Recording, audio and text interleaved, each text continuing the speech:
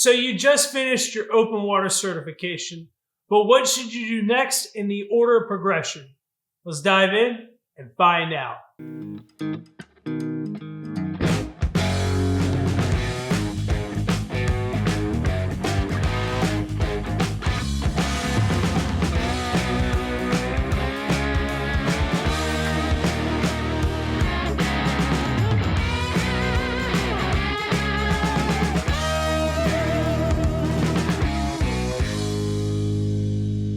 Welcome back, guys. My name is Blake and I'm a professional recreational scuba diving instructor and digital content creator. And if you like scuba diving content involving gear configuration, dive sites, tips, and so much more, then dive down, hit that subscribe button, hit that like button, and ring that dive bell. That way you'll never miss any of our exciting content because I use all my years of experience as a diver, dive master, and instructor to help improve your dives.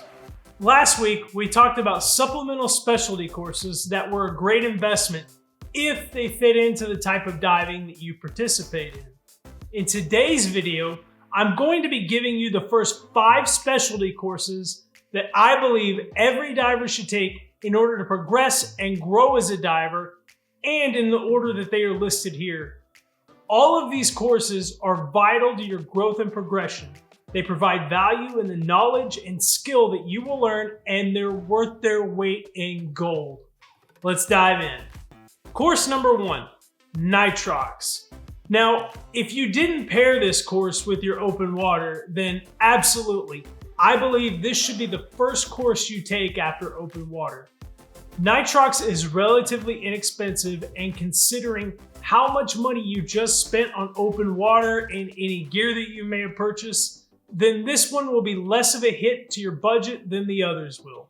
But let's say that money is no issue and you took your open water course, bought a full line of gear, and I don't know, maybe even your own boat. You laugh, but I've seen it. God, what it must be like to have finances not be an issue in diving. Hey fellas, look what I found in my pocket. Look, a year's salary right here. What I call them? Fun coupons. See that? A fun coupon. Diving is an expensive sport, which is why I've done videos and will continue to make them to help you guys ensure that you get the most bang for your buck and can make informed purchases. Right, so back to nitrox.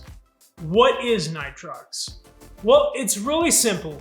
Nitrox is a blend of gas with a higher percentage of oxygen and a lower percent of nitrogen, more so than the typical air we breathe in our environment. Regular air is made up of approximately 79% nitrogen and 21% oxygen. After you get your nitrox certification, you'll be certified to dive with blends ranging from 22 to 40% oxygen. And you might ask, well, Blake, why would we want to dive with a higher blend of oxygen? And the answer is because there's a couple of reasons. Number 1, it acts as kind of a safety buffer to help you mitigate the risk of decompression sickness or the bends. Number 2, it can actually extend your dive time. And number 3, it cuts your surface interval times, allowing you to get back in the water sooner. When we talk about safety and decompression sickness, the nitrox takes out some of that nitrogen, which in excess causes DCS. So less of that, paired with responsible diving and safe ascents, can help take out some of that risk. And it extends your bottom time, allowing you to see more of the underwater world that we all love. Now, this does come with some caveats. No blend of nitrox will extend your dive time if you're breathing heavily and sucking down your gas like someone who went from the couch to running sprints. You'll still need to practice slow, deep, consistent breathing.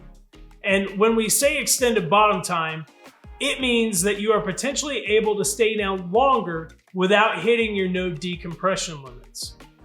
As far as surface intervals go, you should have learned about them when you were working with tables to plan your dives in your open water course.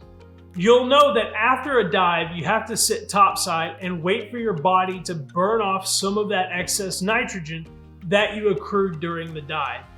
If there's less nitrogen during your dive, then you have less to burn off on the boat and can get back in the water sooner. And your time is money. Sure, if you've got your buddies up on the boat, it's cool to chill out and talk about everything that you just saw, but that can be done on the way back to the dock, and you never know what cool wildlife you could be missing out on during your surface intervals. Course number 2, underwater navigation. Underwater navigation is a vital specialty that you really need to master in order to be successful in diving. And it's a skill that you'll use on almost every dive that you do going forward. If you're new to diving and don't know what I'm talking about, then ask an experienced diver how easy it is to get lost underwater if you don't know how to use a compass and there's no line to follow. No additional shot nor powder. A compass that doesn't point north.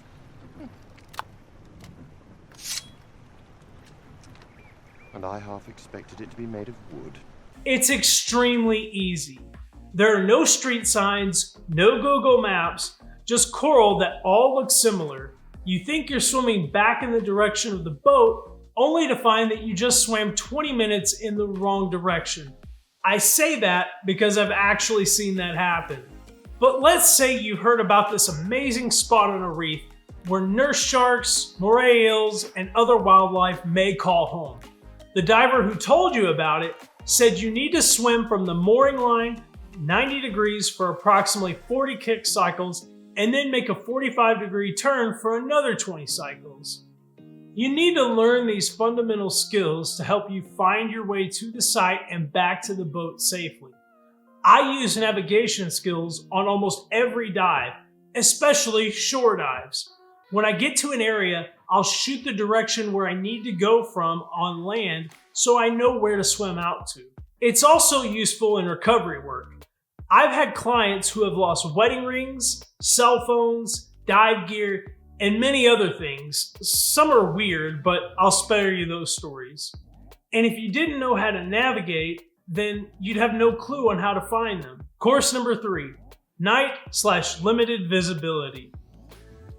Absolutely, this one is for every diver.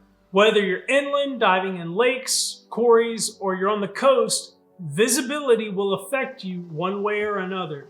Now, I know a lot of you inland divers will laugh at a lot of us coastal divers. I do too, occasionally. I've dove in a lot of states, and some sites where a good day of viz is 5 inches in front of your face. I can't see.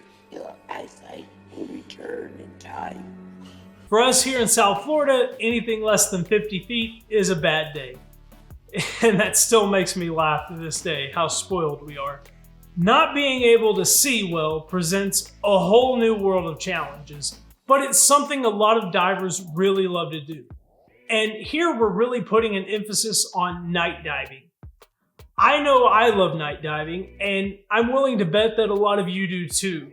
Different wildlife come out to play at night, and the opportunity to see and photograph them is one that I just can't get enough of. Here in this course, you'll learn about the techniques, the hazards, precautions, gear configurations, and so much more of diving at night.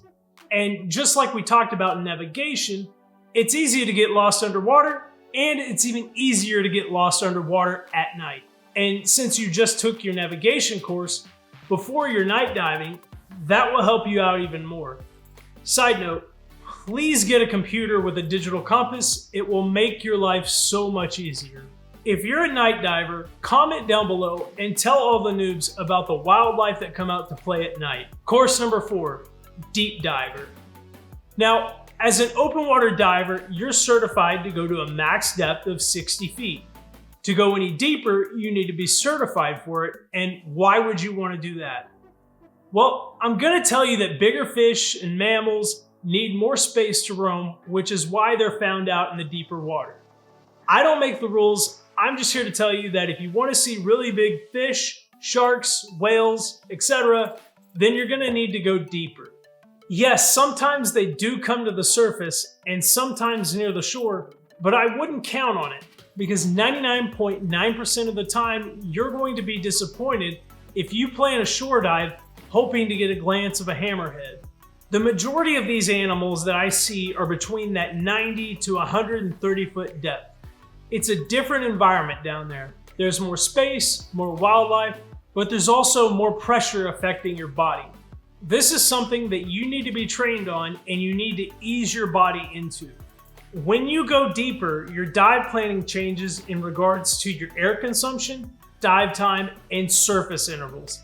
Take this course because I promise it's going to make you a better diver. Not only are the fish bigger, but the wrecks are bigger. And that takes us to course number 5, Wreck Diver. Now, I'm convinced that every diver will eventually find their niche or niches that they love more than others. For some, it's photography. For some, it's ice diving. For others, it's research. For me, when I'm diving, I love diving wrecks and I love spearfishing more than anything else. These two get me excited beyond all belief, especially if it's in an area that I've never been to. Wreck diving is so amazing for a few reasons. Number 1, a lot of wildlife live on them. The amount of species that live on an artificial reef is truly stunning. Getting to see them is a gift each and every time. Number 2, the historical aspect. Some of the ships and planes were from past wars and natural disasters, and to dive them is the closest we'll ever be to time machines. Are you telling me that you built a time machine? Out of a DeLorean? The way I see it, if you're gonna build a time machine into a car, why not do it with some style? Tip, you can dive Spanish wrecks and German U-boats off the coast of the Carolinas. Seeing these massive vessels underwater really shows you how small we are compared to the vast oceans and the size that they take up of our Earth. Now, I'm a natural history nerd. I could spend hours in a good museum learning about the past events that shaped who we are today. Put me underwater and I obviously can't spend enough time down there. I truly believe that you guys will fall in love with the good wreck if given the chance to explore it, and that's what our sport is all about. Adventure and treasuring the moments we have surrounded by all of the beauty. Now, after you've completed these core courses, they will count towards your advanced certification. The amount of dives that you'll do in these courses won't be quite enough, so you'll still have to knock out a few more, but the skills that you obtain will be the tools to make each of those dives different, which will in turn provide you with valuable knowledge and experience. So do your best to mix up the remaining dives so that each one is different and you'll be a better diver for it. But remember, always dive within your certification limits. If you enjoyed this content, it would really make my day if you could dive down, hit that subscribe button, hit that like button, and ring that dive bell. And just over here, I'll let the YouTube algorithm choose a video especially for you. Because let's face it, the algorithm knows you better than you know yourself. I'll be back next week with another video, but until then, plan your dive and dive your plan.